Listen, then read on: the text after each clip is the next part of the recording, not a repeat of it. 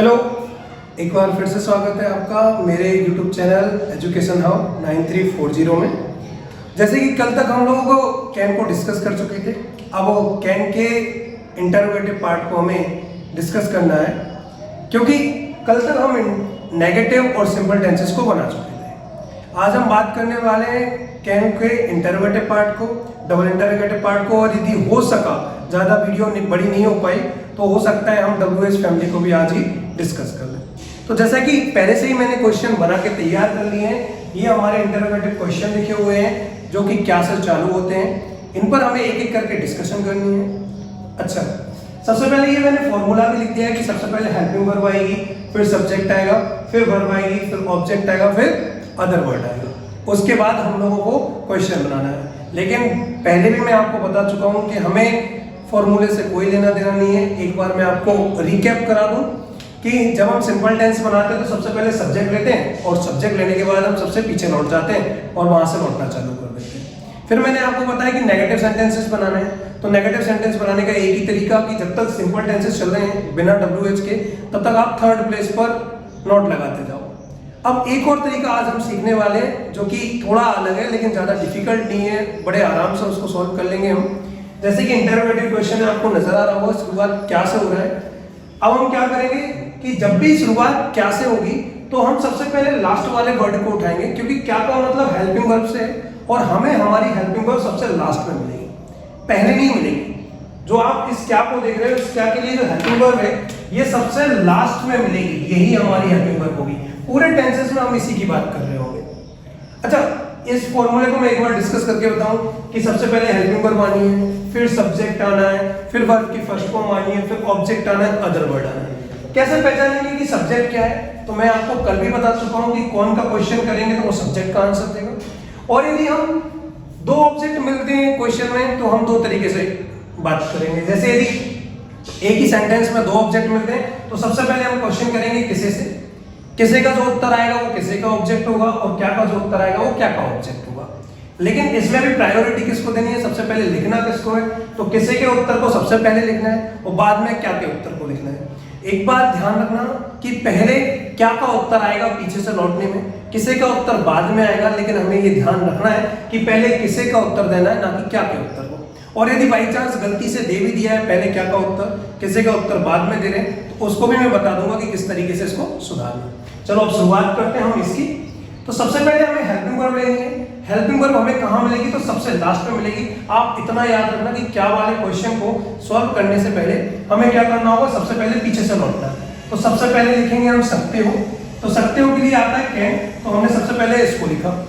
फिर उसके बाद हमें सब्जेक्ट लेना है। जैसे ही मैंने कैन लिखा तो ये भी खत्म हो जाएगा और ये भी कंप्लीट हो जाएगा। आप ये ध्यान रखना कि जैसे ही आप लास्ट वाले वर्ड को लिखते हैं, हेल्पिंग वर्ब को लिखते हैं, तो क्या ऑटोमेटिकली फिनिश हो जाएगा, यहाँ आप इसका काम खत्म हो जाएगा। तो मैंने क्या कहा, सबसे पहले लास्ट में लिखा हमने सकते हो के लिए क्या, सकते हो के लिए कैन, तो ये क्या भी खत्म हो गया।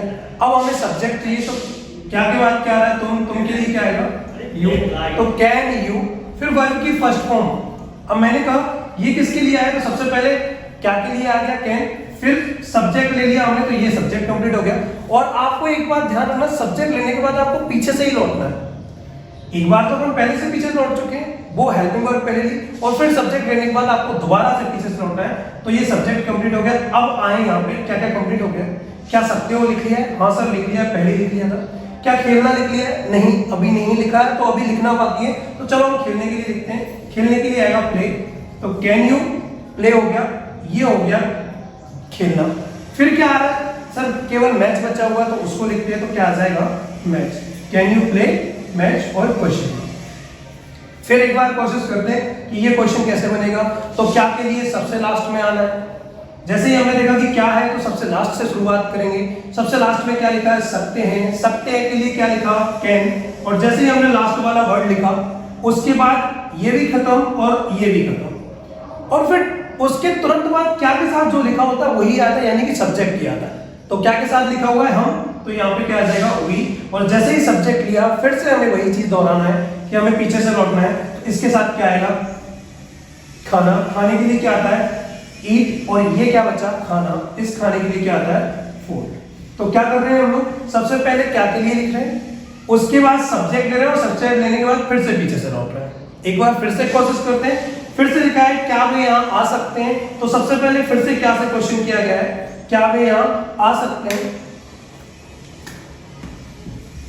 तो फिर से क्वेश्चन से शुरुआत हुई है, तो यहाँ लिखा हुआ क्या वे यहाँ आ सकते हैं, तो सबसे पहले सकते हैं को लिखेंगे। सकते हैं के लिए क्या आएगा, कैन आएगा, कैन। फिर ये कंप्लीट हो गया कैन लेते ही, और क्या कंप्लीट हो गया। फिर से ध्यान रखना, जैसे ही आप लास्ट वाले वर्ड को लिखेंगे, लास्ट वाला वर्ड भी खत्म हो जाएगा और क्या भी खत्म हो जाएगा। तो कैन, फिर सब्जेक्ट लेंगे, तो सब्जेक्ट क्या है इसमें, वे के लिए क्या आ जाएगा, कैन दे।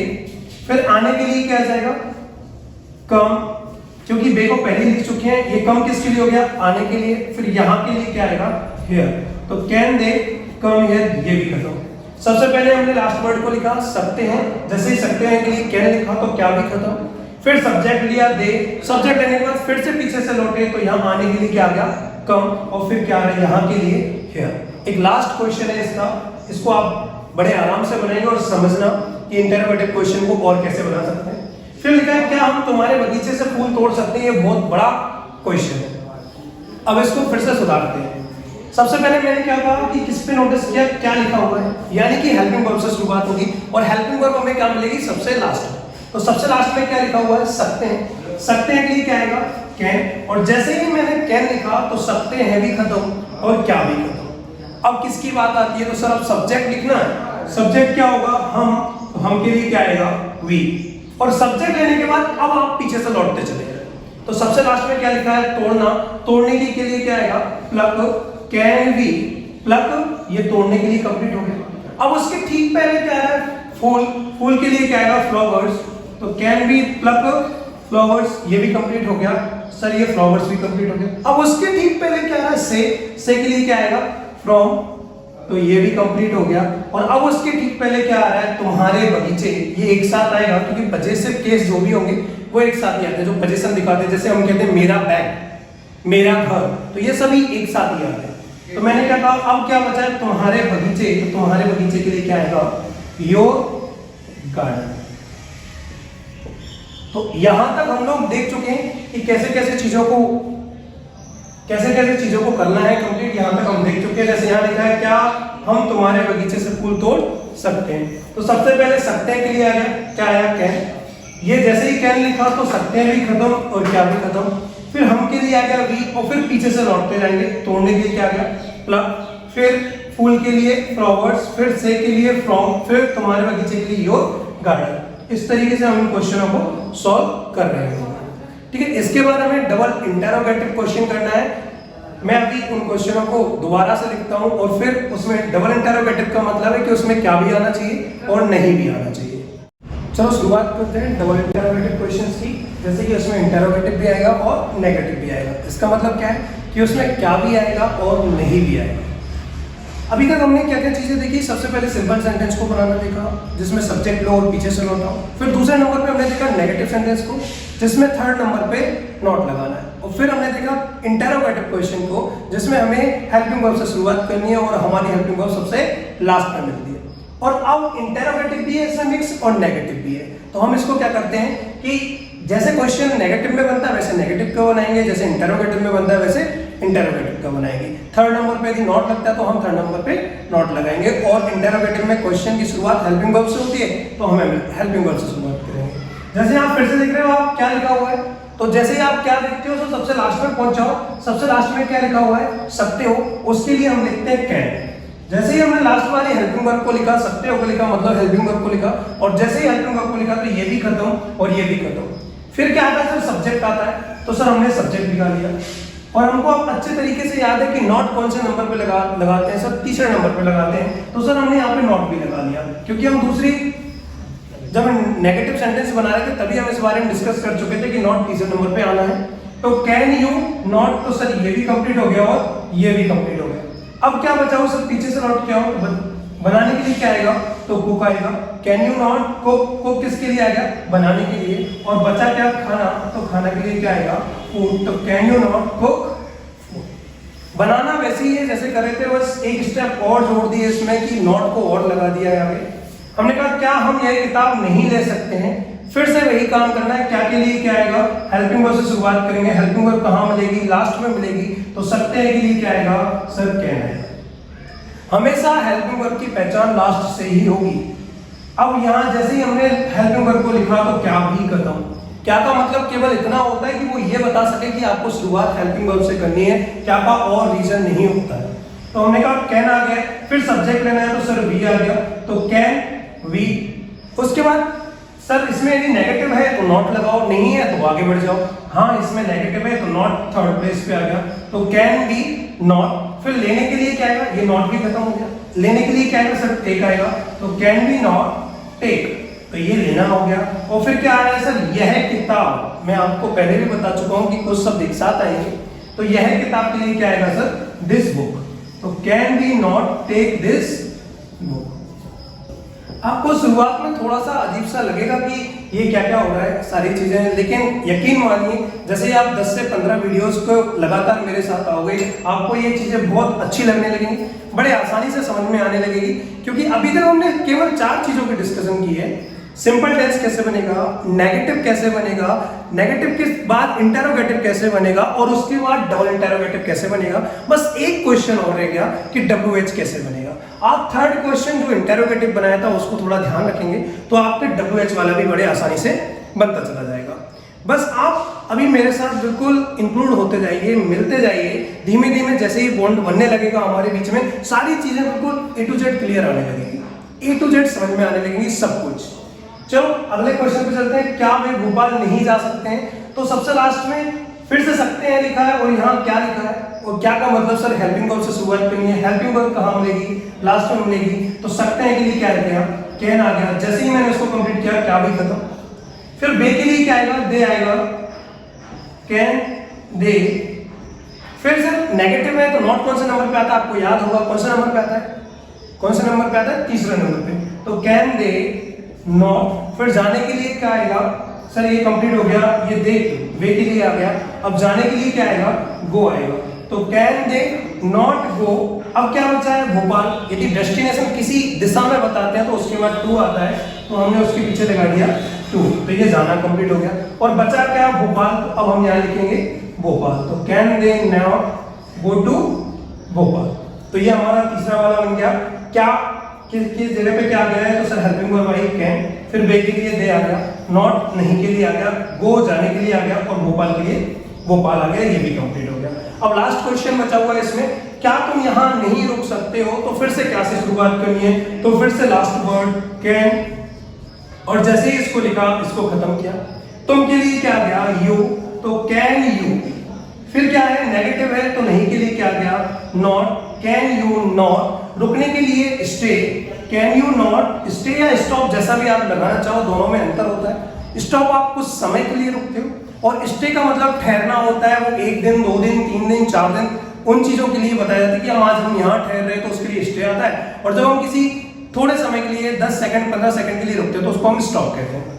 तो कैन यू नॉट स्टे, तो ये स्टे के लिए ये हो गया, नहीं के लिए ऑलरेडी लिख चुके हैं, यू आ गया तुम के लिए। अब बचा क्या, रुकना भी हो गया, और यहाँ के लिए क्या आया हियर, तो can you not stay here. बात आपको समझ में आ रही होगी हम कैसे कैसे कर रहे हैं। तो हम चारों चीजों को एक बार देख चुके हैं। अब हम लोगों को क्या करना है कि एक बार एक टेंस और लेना है जिसमें एक साथ चारों क्वेश्चनों को बनाऊंगा मैं। एक ही क्वेश्चन को जैसे सिंपल बनाऊंगा, नेगेटिव बनाऊंगा, इंटरोगेटिव बनाऊंगा और डबल इंटरोगेटिव बनाऊंगा, फिर आपको WS के बारे में बताऊंगा। ठीक है, तो एक क्वेश्चन और लिखा है मैंने जिस पर आपको एक साथ चारों चीजें जो हमने एक एक करके पढ़ी, सबसे पहले सिंपल टेंस पढ़े, फिर नेगेटिव सेंटेंस पढ़े, फिर इंटरोगेटिव पढ़े और फिर डबल इंटरोगेटिव। अब मैं एक साथ कर रहा हूँ और इस क्वेश्चन में आपको जो डबल ऑब्जेक्ट मिलता है वो भी मैं बता दूंगा। मैंने कहा मैं तुम्हें हिंदी पढ़ा सकता हूँ। सबसे पहला क्वेश्चन तो जैसे हम बनाते हैं वैसे ही बनाएंगे। मैं के लिए क्या है सबसे पहले आई, सिंपल है। सब्जेक्ट लेने के बाद हम पीछे से लौटेंगे तो क्या लिखा हुआ है सकता हूँ। सकता हूँ के लिए क्या जाएगा कैन, तो ये भी कंप्लीट हो गया। फिर क्या है पढ़ाना, पढ़ाने के लिए क्या आएगा टीच, तो ये भी कंप्लीट हो गया, आई कैन टीच। अब यहाँ रुकने की बात है क्योंकि सबसे पहले आ रहा है हिंदी, फिर आ रहा है तुम्हें। आप इस चीज को ध्यान रखें कि अब ये दो ऑब्जेक्ट है, एक तो हिंदी है और एक तुम्हें। कैसे पता चला ये दो ऑब्जेक्ट हैं? तो मैंने आपसे पहले ही कहा था कि यदि आपको ऑब्जेक्ट पता लगाना है तो आप क्या करें, दो क्वेश्चन कर लें। ऑब्जेक्ट के लिए दो क्वेश्चन होते हैं, या तो आप किसे का क्वेश्चन करें और एक करें आप क्या का क्वेश्चन। अब मैंने आपसे कहा कि या तो किसे से क्वेश्चन कर ले या क्या से क्वेश्चन कर ले। किसे का उत्तर हमेशा सजीव चीज के लिए मिलेगा और क्या का उत्तर हमेशा निर्जीव चीज के लिए मिलेगा। यहाँ लिखा मैं तुम्हें हिंदी पढ़ा सकता हूँ, तो मैं किसे हिंदी पढ़ा सकता हूँ, तो सर तुम्हें। और मैं तुम्हें क्या पढ़ा सकता हूँ, तो सर हिंदी। यानी क्या का उत्तर हिंदी आ रहा है और किसे का उत्तर तुम्हें आ रहा है। फिर आपको एक चीज और ध्यान रखनी कि सर हम कैसे याद रखें किसका क्या है, तो आप इस बात का ध्यान रखें। मैं आपको एक छोटा सा एग्जाम्पल देता हूँ कि आप ये समझिए कि जैसे मान लीजिए आपका एक फ्रेंड जा रहा है, वो बाइक चलाते हुए जा रहा था और अचानक से बाइक से नीचे गिर जाता है। अब आप मुझे ये बताइए, इतनी दूर बाइक पड़ी हुई है और यहाँ आपका दोस्त पड़ा हुआ है, बेहाल डला हुआ है, तो आप ये बताओ सबसे पहले आप किसको उठाएंगे, बाइक को उठाएंगे या फिर आपके दोस्त को उठाएंगे। अब ये मत कहना कि दोस्त तो बेकार होते तो हम उन्हें नहीं उठाएंगे, आप गाड़ी को उठाएंगे। नहीं, हकीकत यह है कि आप किसको उठाएंगे, सबसे पहले दोस्त को उठाएंगे। यानी कि सबसे पहले हम सजीव चीजों को देखेंगे फिर निर्जीव चीजों को देखेंगे। इसलिए आपसे मैं यही कह रहा हूं कि यदि दो ऑब्जेक्ट मिल जाते तो सबसे पहले आपको सजीव चीज को देखना है, किसे का उत्तर देखना है। तो सबसे पहले किसे का उत्तर क्या आ रहा है, तुम्हें आ रहा है। तो आई कैन टीच यू, इसको कंप्लीट करने के बाद आप किसको देखेंगे, हिंदी को, और हिंदी के लिए क्या आ जाएगा, हिंदी। तो आई कैन टीच यू हिंदी। अच्छा, एक और चीज क्या हो सकती है, यदि आप गलती से ऐसा कर जाए कि नहीं हम तो पहले हिंदी को ही लिखेंगे और यदि मान लो लिख दिया तो उससे कैसे बचेंगे, तो वो भी बता दूं। सबसे पहले जैसे मान लीजिए आई आ गया, फिर क्या आया सर, कैन आ गया, टीच यहां तक तो बिल्कुल सेम रहेगा और आप चाहते हो कि नहीं हिंदी ही पहले लिखेंगे तो आप हिंदी को ही पहले लिख दीजिए, आई कैन टीच हिंदी। और फिर इतना जरूर ध्यान रखना कि जो आपका एक और ऑब्जेक्ट है किसे वाला, उसके आगे आप टू जरूर लगा दें तो आपका ये आंसर क्लियर हो जाएगा। I can teach Hindi to you, ऐसा हो जाएगा। लेकिन बेस तौर पे मैं आपको बताऊं तो ये चीजें केवल स्पीकिंग में ये चीजें अच्छी लगती हैं। I can give you money, ना कि ऐसा बोलूंगा I can give money to you, ऐसा बोलने के बजाय मैं यही कहूंगा I can give you money, और ये अच्छा भी रहेगा। फिर हम बात करते हैं मैं तुम्हें हिंदी नहीं पढ़ा सकता हूं, तो मैं के लिए फिर से क्या आएगा, आई। अब ये नेगेटिव है, आपको याद होगा कि नॉट कौन से नंबर पे लगाना है, तीसरे नंबर पे लगाना है। तो मैं कंप्लीट सकता हूं के लिए सर क्या आ गया, कैन आ गया। सर थर्ड नंबर पे क्या आ गया, नॉट आ गया, आई कैन नॉट। सर पढ़ाने के लिए क्या आ गया, सर टीच आ गया, आई कैन नॉट टीच, ये भी कंप्लीट हो गया। फिर से वही चीजें, तुम्हें और हिंदी, क्या पढ़ा सकता हूं, हिंदी, किसे पढ़ा सकता हूं, तुम्हें। तो किसे का उत्तर पहले लेना है, क्या का उत्तर बाद में, तो तुम्हें को हम पहले लेंगे, I can not teach you, और फिर क्या बचा, Hindi, I can not teach you Hindi. फिर तीसरा क्वेश्चन हमने इंटरोगेटिव क्वेश्चन किया। इसी पार्ट में हमने ये क्वेश्चन किया कि क्या का यदि क्वेश्चन आता है तो सबसे पहले हेल्पिंग वर्ब लेते हैं, और हेल्पिंग वर्ब हमें सबसे लास्ट में मिलती है। तो सकता हूं के लिए सबसे पहले क्या आएगा, कैन आएगा, और जैसे ही मैं कैन लिखता हूं तो ये आगे वाला और पीछे वाला दोनों ही खत्म हो जाते हैं। कैन, मैं के लिए क्या आएगा, आई। जैसे ही सब्जेक्ट लिया आप फिर से पीछे से लौटे, पढ़ाने के लिए क्या आएगा, टीच, कैन आई टीच, और फिर से दोनों ऑब्जेक्ट आ गए, तुम्हें और हिंदी। तो क्या लेना आपको, तुम्हें। तो कैन आई टीच यू, और फिर क्या बचा, हिंदी। तो can I teach you Hindi, और ये क्वेश्चन मार्क। फिर एक और इसमें हमने जोड़ा था कि नेगेटिव और जोड़ दें इसमें, तो वैसे का वैसे ही बनेगा, बस नॉट थर्ड प्लेस पे आ जाएगा। सबसे पहले क्या आ जाएगा, कैन आ जाएगा सर, फिर ये कंप्लीट और सकता हूं कंप्लीट। फिर मैंने कहा मैं के लिए क्या आएगा, आई आएगा, तो कैन आई। फिर नॉट तीसरे नंबर पे लगाना है, तो कैन आई नॉट, ये भी कंप्लीट हो गया। पढ़ाने के लिए फिर से आएगा क्या, टीच, तो कैन आई नॉट टीच, और फिर से बच्चे क्या, ये भी कंप्लीट हो गया था, तुम्हें और हिंदी। तो can I not teach you Hindi. इस तरीके से आज हमने ये चारों पार्ट को डिस्कस कर लिया। एक पार्ट में हमने सिंपल टेंस और नेगेटिव टेंस के बारे में डिस्कस की थी। आज हमने इंटरोगेटिव और डबल इंटरोगेटिव के बारे में बात कर ली है। इसका मतलब, और फिर एक क्वेश्चन ऐसा भी ले लिया जिसमें हमने चारों की बात कर ली है। अब मैं आपको एक WS फैमिली का क्वेश्चन और बता दूंगा, हो सकता है वो अगले पार्ट में बताऊं, हो सकता है मैं इसी पार्ट में बता दूं। तो अभी के लिए हम इतना ही करते हैं और मिलेंगे अगले दिन।